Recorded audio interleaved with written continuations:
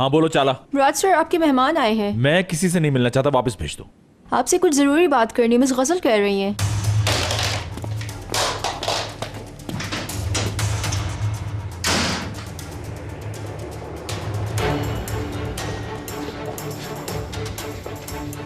किस मुंह से आई हो तुम यहाँ? सिक्योरिटी को बुलाओ चाला।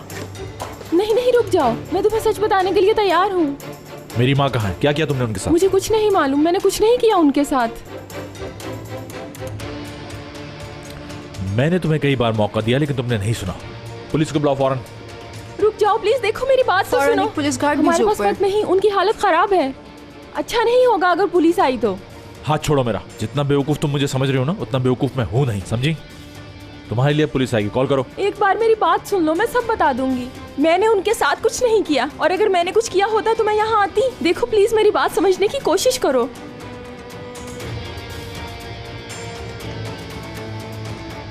चलो मेरे साथ, तुम यहीं रुको।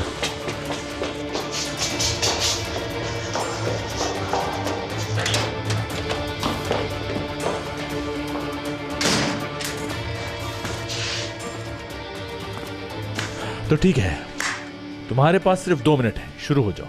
ठीक है, मैं सब कुछ बताऊंगी, लेकिन बदले में मुझे तुमसे कुछ चाहिए। शायद तुम्हें एहसास नहीं कि तुमने क्या चीज खोई है। अब कोई शर्त नहीं, सिर्फ तुम्हारे पास 2 मिनट है, जो कहना है कह दो। देखो मैंने ये सब कुछ पैसे के लिए किया।